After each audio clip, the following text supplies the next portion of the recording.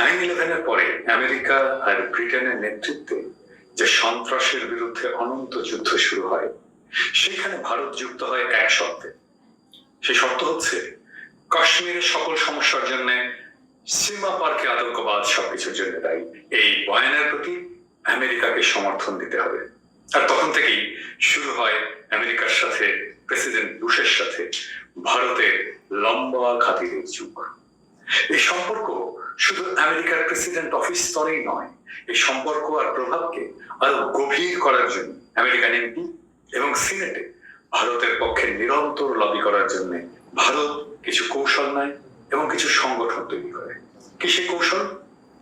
ভারত আমেরিকাতেই বসবাসকারী প্রবাসী ভারতীয়দেরকে সংগঠিতভাবে কাজে লাগানোর জন্য অনেকগুলো কর্মসূচি হাতে নেয়। বলা বাহুল্য, এই সমস্ত কিছুর কোঅর্ডিনেশনের দায়িত্ব নিয়েছিল আমেরিকায় ভারতীয় এম্বাসি বা ভারতীয় গোয়েন্দা সংস্থা। এই লক্ষ্যে 2003 সালে জন্ম হয় হিন্দু আমেরিকান ফাউন্ডেশন, যারা আমেরিকায় জন্ম নেয় ভারতীয় বাবা মার পরের প্রজন্ম। যদিও তারা আমেরিকার নাগরিক, তারা গর্ব করে বলে আমরা ভারতীয় নই, আমেরিকান হিন্দু।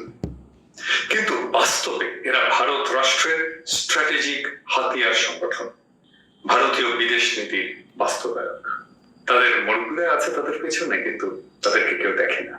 120 মিলিয়ন মানুষের ভারতের বাজারে ব্যবসা দেওয়ার বিনিময়ে আমেরিকান ব্যক্তি, ব্যবসায়ী আর তার সাথে এমপি এবং সিনেটররা মিলিয়ে তারা এমন একটা চক্র, লবি বা প্রেসার গ্রুপ বা কোটারি গ্রুপ তৈরি করে দিয়েছিল, যার লক্ষ্যই ছিল ভারতের রাষ্ট্র স্বার্থ রক্ষা করা।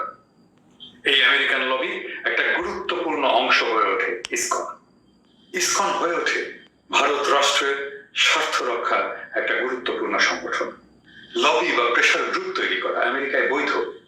আপনারা আমেরিকান এমপি তুলসী গাবার্ডের নাম শুনেছেন। এই তুলসী গাবার্ড হচ্ছে ইসকনের আমেরিকান ফেস। তাকে দিয়ে ইসকন তার পলিটিক্যাল প্রোগ্রাম গুলো পার্সু করে।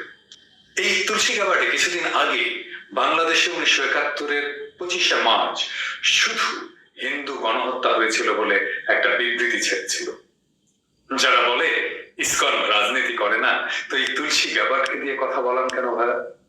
যাই হোক, এই নতুন অ্যারেঞ্জমেন্ট বা এই আমেরিকার মাটিতে বসে ভারতের স্বার্থ রক্ষার যে নতুন অ্যারেঞ্জমেন্ট, স্বভাবতই আগের শতকের আমেরিকান ইসকন, আগের কৃষ্ণ প্রেম বিলানো ইসকন, ব্যক্তি স্বাতন্ত্র্যবাদের খাঁচায় বিরহ বা একাকিত্বে আটকে থাকা সাদা আমেরিকানদের মুক্ত করতে আসে ইসকন, এমনকি এর আগের নেতৃত্ব কোনো কিছু এক থাকেনি, সবকিছুই বদলে যায়।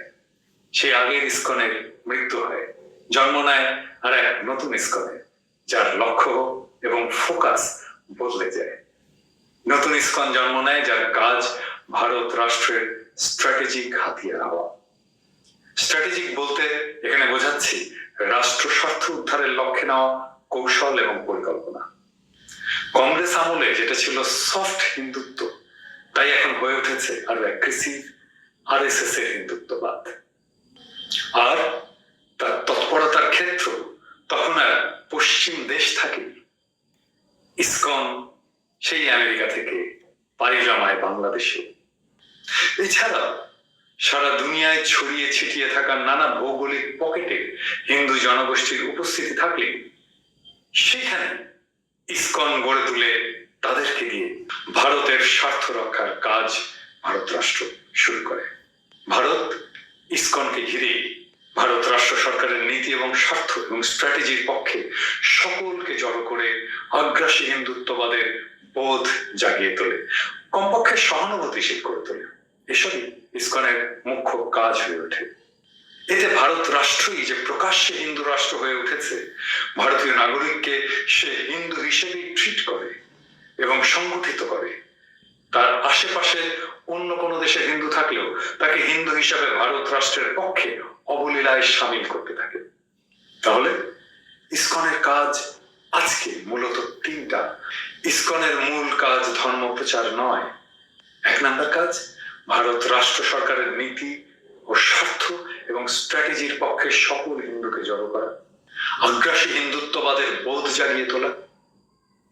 এই হাত দিয়ে 1 কেজি 2 কেজি ধরতে পারতাম, এখন আল্লাহ দিলে 2 হাতে 10 কেজি 15 কেজি বাজার করে এই যে বাসায় তোলা এবং আগ্রাসী আগ্রাসী হিন্দুত্ববাদের বোধ যাদের মধ্যে জাগাতে পারবে না, তাদের কমপক্ষে ভারতের হিন্দুত্ববাদী রাজনীতির প্রতি সহানুভূতিশীল করে তোলা। এটা ঠিক যে যে কোনো রাষ্ট্র তার স্ট্র্যাটেজিক স্বার্থ বিষয়ক নানা সিদ্ধান্ত অবশ্যই নেবে, আমাদের তাদের না করার কিছুই নেই। আর বলাই বাহুল্য, এই সিদ্ধান্ত আমাদের রাষ্ট্র স্বার্থের বিরুদ্ধেই যাবে, কারণ রাষ্ট্র মানেই স্বার্থ। কিন্তু যেটা গুরুত্বপূর্ণ তা হলো অন্য রাষ্ট্রের যে সিদ্ধান্ত যা আমাদের নিজ রাষ্ট্রের জন্য ক্ষতিকর, তা প্রত্যাখ্যান এবং প্রতিরোধ করতে সক্ষম হতেই হবে। এই কারণে ভারত রাষ্ট্রের স্বার্থ রক্ষাকারী ইসকন বাংলাদেশের রাষ্ট্র স্বার্থের বিরোধী। বাংলাদেশের কোন নাগরিক সে সংগঠনে যুক্ত থাকতে পারেন না। এটা ন্যায় অন্যায় বিষয় কিছু নয়, এটা রাষ্ট্র স্বার্থের বিষয়। এই ইসকনের তৎপরতা আমাদের প্রধানমন্ত্রীর দপ্তরের অধীনে তদারকি এবং লাইসেন্সিং প্রতিষ্ঠান এনজিও ব্যুরোর মাধ্যমে আর ফরেন ডোনেশন রেগুলেশন অ্যাক্ট 1978, যেটা সর্বশেষ 2016-তে সংশোধিত হয়েছে, সেই আইন দিয়ে প্রতিরোধ করা সম্ভব। আর আমাদের এটা করতে পারতেই হবে। সবচেয়ে যেটা গুরুত্বপূর্ণ কথা, যেটা আমাদের সকলকে মনে রাখতে হবে, এমনকি হিন্দু সম্প্রদায়কে মনে রাখতে হবে, সেটা হচ্ছে ভিন্ন রাষ্ট্রের স্ট্র্যাটেজিক প্রতিষ্ঠানকে আমরা আমাদের দেশে তৎপরতা চালাতে দিতে পারি না। বিদেশি এনজিও হিসেবে তো আরো নয়, তা আবার ধর্ম প্রচারের উছিলায়। এবার আসলে ইসকনের কি আসলে বাংলাদেশে দরকার আছে? এই প্রশ্নের উত্তরের জন্য আমাদের আগে দেখতে হবে আমেরিকায় কেন ইসকন জন্ম নিল। আমাদের মনে রাখতে হবে আমেরিকায় গিয়ে ইসকন জন্ম নিতে পেরেছিল মূলত একাকিত্বের আমেরিকান সমাজের শূন্যতার হাহাকার পূরণের জন্য। তাহলে ঠিক এই কারণে বাংলাদেশ তার কাম্যভূমি হতেই পারে না, কারণ বাংলাদেশ পশ্চিম দেশ নয়। পশ্চিমে স্পিরিচুয়ালিটির ভ্যাকুয়াম আছে, বাংলাদেশে স্পিরিচুয়ালিটির ভ্যাকুয়াম নাই। বাংলাদেশে হিন্দুদের ধর্মীয় সংগঠন, হিন্দুদের আশ্রম, হিন্দুদের মন্দির, মন্ত্র জানা, শস্ত্র জানা, বামন পুরুত, কোনোটারই কমতি ঘটেনি, কখনো ছিল না। বাংলাদেশের হিন্দুদের পূজা পার্বণ, হিন্দু নারীদের ব্রত, এমনকি বাঙালি সংস্কৃতিতে শ্রীকৃষ্ণ যেভাবে জড়িয়ে আছে, সেভাবে উত্তর ভারতের চর্চা নেই শ্রীকৃষ্ণকে নিয়ে। তাহলে আমেরিকায় যে কারণে ইসকনের জন্ম, ঠিক সে কারণে বাংলাদেশে ইসকনকে হিন্দুদের দরকার নেই। তাহলে ইসকনের জন্ম বাংলাদেশে কেন হলো?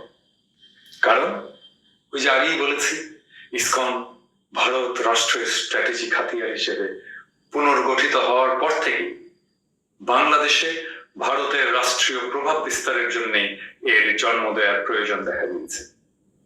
তাই অন্তত এই একটা কারণে বাংলাদেশের সরকার ইসকনকে বিদেশি এনজিও হিসেবে এনজিও ব্যুরো থেকে রেজিস্ট্রেশন দিতে পারে না। ইসকন আসলে ধর্মীয় নয়, ভারত রাষ্ট্রের হাতিয়ার রাজনৈতিক সংগঠন। আবার কোন ধর্মীয় অথবা রাজনৈতিক প্রতিষ্ঠানকে এনজিও ব্যুরো রেজিস্ট্রেশন দেওয়া হারাম, কারণ এটা রাষ্ট্র স্বার্থ বিরোধী বলে নিষিদ্ধ। একটা এনজিও কেবল রিলিফ বিতরণের কাজ, দাতব্য কাজ করতে পারে, সেজন্য অনুমতি পেতে পারে, ধর্ম প্রচারের জন্য সে অনুমতি পেতে পারে না। বাংলাদেশে ভারত বিরোধী মনোভাব বাড়ছে। ভারত সরকারের আমাদের সরকারের উপরে সবখানে প্রভাব বিস্তারের বিরোধী এমন মনোভাব প্রচন্ড হয়ে বাড়ছে। এ নিয়ে আমাদের সমাজের কোন পক্ষের মধ্যে দ্বিমত পাওয়া যাবে না। তবে দ্বিমত হতে পারে এর মাত্রা নিয়ে। সরকারি পক্ষের হলে হয়তো কেউ বলবেন ভারতের প্রভাব অনেক কম বা স্বাভাবিক, অন্যদিকে অন্যরা বলবেন ভারতের প্রভাব চরম বা সীমাহীন, অসহ্য বা অনাকাঙ্ক্ষিত ইত্যাদি। আর এইরকম একটা অবস্থার মধ্যে ইসকনের বিরুদ্ধে অভিযোগ, বিরূপ মনোভাব, ক্ষোভ ক্রমেই বাড়ছে। ইসকনও পায়ে পাড়া দিয়ে ঝগড়া বাঁধাতে চাইছে, এটা এমন অ্যাগ্রেসিভ। ইসকন সবার সামনে প্রথম চোখে পড়া শুরু করে 2016 সালে সিলেটের একটা সংঘাত থেকে। আর কিছুদিন আগে চট্টগ্রাম শহরের সরকারি স্কুলগুলোতে প্রসাদ খাইয়ে কৃষ্ণ নাম গাওয়ার ভিডিও ফেসবুকে প্রকাশ হয়ে পড়া থেকে। বাংলাদেশের আইনে ইসকনের মতো ধর্মীয় সংগঠনের তৎপরতা, বিদেশি অর্থ নিয়ে আসা এবং বিতরণের অনুমোদন জোগাড় করা খুবই কঠিন, বিশেষ করে ফরেন ডোনেশন রেগুলেশন অ্যাক্ট 2016-র কারণে। এই আইনে বিদেশি স্বার্থ প্রতিফলিত হয় এমন তৎপরতার উপরে সরকারের কড়া নিয়ন্ত্রণ এবং নজরদারি থাকে সেই জন্য। এছাড়া বাংলাদেশের আইনে বিদেশি ধর্মীয় এনজিও প্রতিষ্ঠানের বাংলাদেশে কোনো ধর্মীয় তৎপরতা চালানোটাই প্রায় অসম্ভব। আইন এমন ভাবে করা যেন তারা কোনোভাবে ধর্মান্তকরণ করার কাজ কাজ করতে না পারে। ইসকন তো কৃষ্ণ প্রেম বেড়াচ্ছে না, সে ভারত রাষ্ট্রের স্ট্র্যাটেজিক স্বার্থ বাস্তবায়নের পার্টনার। কোন বিদেশি রাষ্ট্রের কোন দাতব্য প্রতিষ্ঠান অন্য দেশে নিজ দেশের নীতি বা স্বার্থ বাস্তবায়নের জন্য অনুমতি পেতে বা চাইতেই পারে না। তার উপরে রাজনৈতিক এবং ধর্মীয় কাজের সংগঠনের রেজিস্ট্রেশন নেওয়া ছাড়া বিদেশি অর্থ আনার কোনো অনুমোদনই পেতে পারে না। বাংলাদেশের হিন্দু স্বার্থ বলে কিছু নিয়ে তৎপরতা চালানো, অথবা যে ইসকন একটা আমেরিকান প্রতিষ্ঠান, তা ভারত রাষ্ট্রের হিন্দু নীতি নিয়ে যে তৎপরতা চালাবে, সেটা কোনো এনজিও কে বাংলাদেশ করতে দিতে পারে না।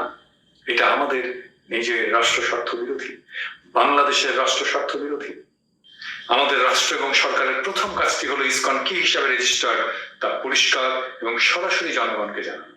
যেমন এটি ধর্মীয় প্রতিষ্ঠান নাকি রিলিফ বিতরণের প্রতিষ্ঠান, এই কাজটা সরকার করতে পারে, নিজে করতে পারে, অথবা বিশ্বাসযোগ্য সামাজিক ব্যক্তিত্বের অধীনে স্বাধীন নিরপেক্ষ তদন্তের মাধ্যমে প্রকাশ করতে পারে। যেমন ইসকন রিলিফ বিতরণের প্রতিষ্ঠান হিসেবে অনুমতি প্রাপ্ত হলেও প্রসাদ বিতরণ সে করতে পারে না, সেটা পুরোপুরি বেআইনি।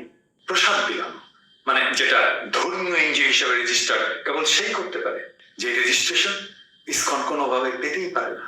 এছাড়া প্রসাদ বিলানো আর কাউকে দুপুরের খাওয়ার প্যাকেট বিতরণ এক কাজ নয়। আবার যেমন রিলিফ বিতরণের প্রতিষ্ঠান হিসেবে লাইসেন্স নিয়ে এবং অর্থ ছাড় করে সেই টাকায় ইসকন মন্দির প্রতিষ্ঠা করতে পারে না। তাহলে ইসকনের এতগুলো মন্দির কিসের পয়সায় হলো? এই বিষয়গুলো নিয়ে স্বচ্ছভাবে জনগণের কাছে ব্যাখ্যা দিতে হবে। এই নিয়ে সরকারের কোনো দায় নেয়ার বা কোনো আড়াল টেনে নেওয়ার প্রয়োজন নেই। আমাদের আইন যদি পারমিট না করে তাহলে সরকারের কিছুই করার নেই। আবার মাঝে মাঝে আমরা শুনতে পাই অমুক ইসকনের সদস্য অথবা সরকারি কর্মচারী ইসকনের পদক, মেডেল বা সম্বর্ধনা নিচ্ছে বা দিয়েছে। এখন এই ইসকনের সদস্য হওয়া কি জিনিস? কোন বিদেশি এনজিও এইখানে কাউকে ধর্মীয় দল, গ্রুপ বা প্রতিষ্ঠানের সদস্য বানানোর কার্যক্রম নিতে পারে কি? অবশ্যই না। খান সাহেব, কি হয়েছে এত দূর? সময় নেই আমার কাফের। এনজিও মূলত বস্তুগত জিনিসের দাতব্য প্রতিষ্ঠান হতে হবে, স্পিরিচুয়াল জিনিসের প্রতিষ্ঠান নয়। এনজিও করতে আসা চ্যারিটির কথা বলে কোনো ভাব বা ধর্মীয় রাজনীতির প্রচার করতে অনুমতি দেওয়া হয় না, বড়জোর সেটা সামাজিক সচেতনতা ধরনের কাজ, যেমন অধিকার বিষয়ক, দক্ষতা শেখানো, স্বাস্থ্য বা পরিবেশ বিষয়ক কাজ ইত্যাদি এরকম হতে পারে। সরাসরি রাজনীতি অথবা ধর্ম প্রচার এটা আমাদের এনজিও আইনে একেবারেই নিষিদ্ধ। রেজিস্ট্রেশন পাওয়ার পরে কি কার্যক্রম নেবে, এর বিস্তারিত বর্ণনা, কোন খাতে কত অর্থ ব্যয় করবে ইত্যাদি সমস্ত ভবিষ্যৎ কার্যক্রমের বিস্তারিত সবকিছু কর্মসূচি আগেই এনজিও গুলোতে জমা দিতে হয়, তো দেওয়ার কথা। আর আমাদের গোয়েন্দা বিভাগ আছে, তারা তো আমাদের পিছনে ঘুরে বেড়ায়, এই সমস্ত কাজ তারা দেখবে না। তাদের এই সমস্ত সরেজমিনে যাচাই করে রিপোর্ট দিলেই তবেই সেই বিদেশি এনজিও অর্থ ছাড়ার অনুমতি পায়। আর এটা ব্যতিক্রম করলে সরাসরি রেজিস্ট্রেশন বাতিল সহ জেল, জরিমানার কথা লেখা থাকলেও সেটা প্রয়োগ হতে পারে। শেখ হাসিনা ইন্ডিয়ার সাথে বিশেষ খাতির রাখবে, সেটা আপনার ব্যাপার, কিন্তু সেটা রাখতে গিয়ে আমাদের যা প্রচলিত আইন তা প্রয়োগ করা থেকে বিরত থাকা চলবে না। অথবা কান্নি কেটে আইনকে পাশ কাটিয়ে যাওয়ার তো কোনো দরকার নেই। যে কোনো রাষ্ট্র যার নিজের স্বার্থ তার নিজের দেশের আইনি সীমার মধ্যে বুঝে নেবে এবং মান্য করবে। এনজিও প্রসঙ্গে আমাদের প্রচলিত আইন যথেষ্ট স্বচ্ছ, কাজেই রেকর্ড স্পষ্ট রাখা আর সেসব রেকর্ড পাবলিকের জন্য খুলে দিলে সব জটিলতা থেকে পরিত্রাণ পাওয়া যাবে। বাংলাদেশের মানুষকে জানতেই হবে বাংলাদেশে ইসকন ঠিক কি কি করার অনুমতি পেয়েছে, কি হিসাবে অনুমতি পেয়েছে, কোন আইন, আর ইসকনের তৎপরতা দেশে আইনসম্মত ভাবে চলছে কিনা। এমনকি ইসকনের নিজের উচিত আমার প্রশ্নগুলোর জবাব দেয়ার, কিন্তু সেই হিম্মত ইসকনের হবে কি?